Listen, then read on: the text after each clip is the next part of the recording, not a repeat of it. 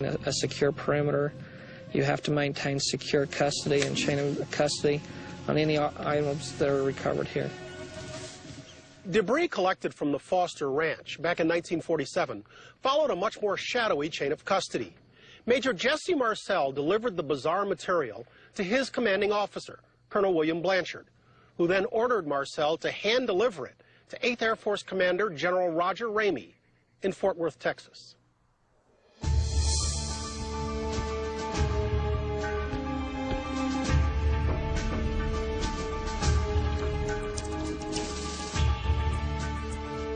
Robert J. Shirkey, Assistant Group Operations Officer for the 509th Bomb Group, received Blanchard's B-29 requisition. On the day in question, Colonel Blanchard had come into operations office and asked, "Where's my airplane?" And I told him, I said, "It's parked right out on the ramp." And it was a B-29. That he stepped back in the doorway and waved his hand and said, "Come on through." Major Marcel was one of the people coming through holding a box. It had some aluminum-type looking pieces of metal. And in the corner of his box was one of the I-beams that everyone talks about.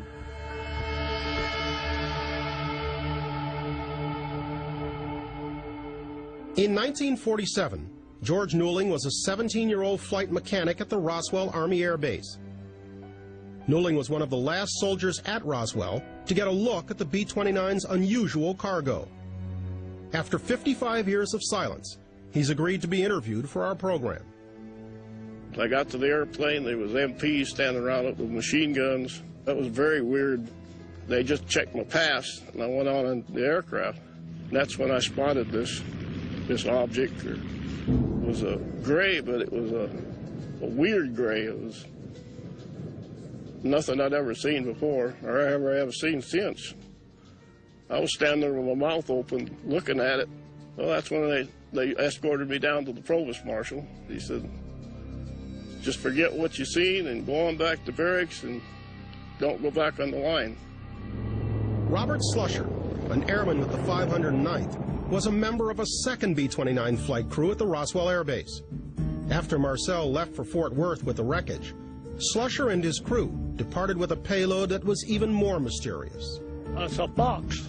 It was probably 11 foot long, probably 5 foot wide. We loaded it, and the 3 MPs come inside the airplane and got on top of that box. And we took off and flew it to Fort Worth.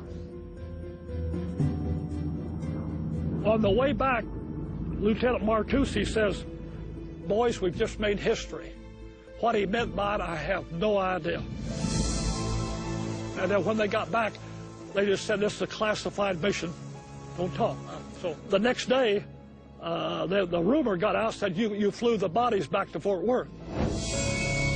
Back at the debris field, Provost Marshal Major Edwin Easley's main concern was to find any remaining debris. Under orders from Colonel Blanchard, he supervised a thorough cleanup of the area. My father was asked to bring a contingent of men out here and secure the site to keep people from coming to the site, and later on it's my understanding that he and his men cleaned the site and took away whatever was here.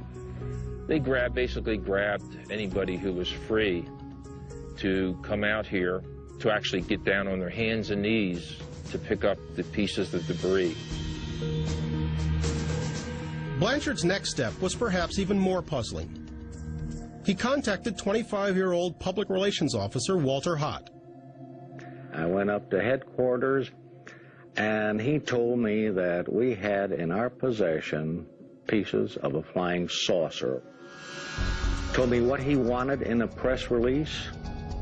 This was information that was given to me by the base commander, and when he told me to do something, that was it. If the boss man said that we had a flying saucer in our possession, we had one, and that was it. Hott hand-delivered the release to the local newspapers and radio stations, then went home for lunch. By the next morning, the story was worldwide news. The phone was ringing off the hook all over Roswell. at the base, the sheriff's office, radio station, newspapers, etc. This is 2 weeks after the big noise began about flying saucers. Headlines all over the 44 states there were sightings. Meanwhile, after arriving at Fort Worth, Texas with his mysterious cargo, Major Jesse Marcel debriefed General Roger Ramey, commander of the 8th Air Force, on the sequence of events thus far. According to Marcel, General Ramey took him to the map room and said, point out where you found this stuff. And Marcel was a map maker by profession. We came back and they laid out this weather balloon while he wasn't there. He was taken completely by surprise. He didn't realize that they were going to pull this switch on him. Ramey had gotten a call from a general at the Pentagon to get the press off their back. And Ramey had come up with the idea of substituting wreckage from a weather balloon. And so Ramey told the press that all this stuff was simply a weather balloon. And that was what most of the press published the next day. They never saw the real material. The real material went on to Washington at that time. So Marcel is ordered to pose with the substituted radar reflector balloon. So the first press release that it was a flying saucer, and 6 hours later, we're sorry, ladies and gentlemen, it's just a weather balloon. The question is, which press release is the true story? The next day you had stories like Ramey washes out Roswell saucer, or words to that effect. By the time Marcel returned home to his family, Ramey had made his orders clear. When he came back in, he was very serious about never describing this again. Treat this as a non-event, didn't happen. Don't talk about this with your friends. Just don't let them know anything at all unusual happened, which, of course, I obeyed.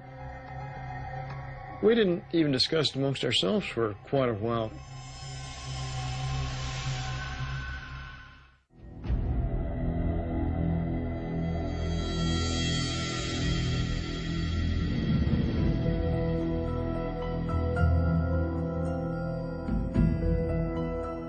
Just a weather balloon. That was the U.S. Army's official explanation for what crashed outside of Roswell, New Mexico in 1947.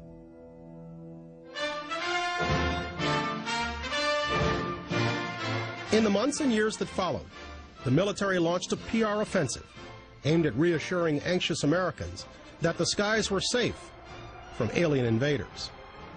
It does not contain any pattern of purpose or of consistency that we can relate to any conceivable threat to the United States.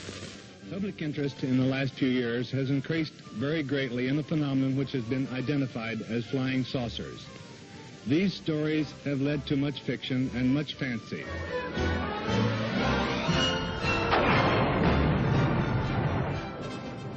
At the time, no one questioned the military story. With the Second World War only a couple of years behind them, patriotic Americans trusted their government. If Uncle Sam said there were no UFOs, there were no UFOs.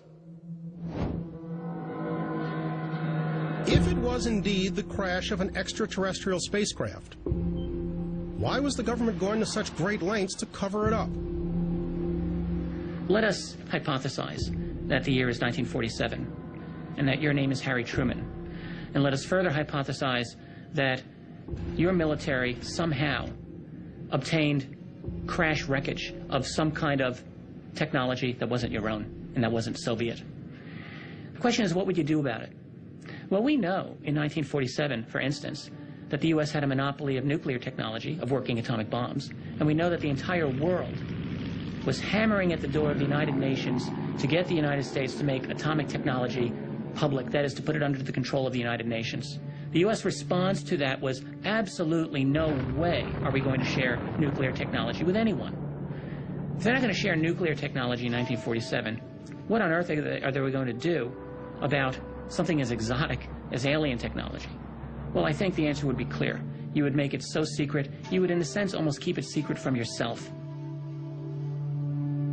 Following General Roger Ramey's press conference on July 8, 1947, it appeared that the Roswell incident was successfully dead and buried.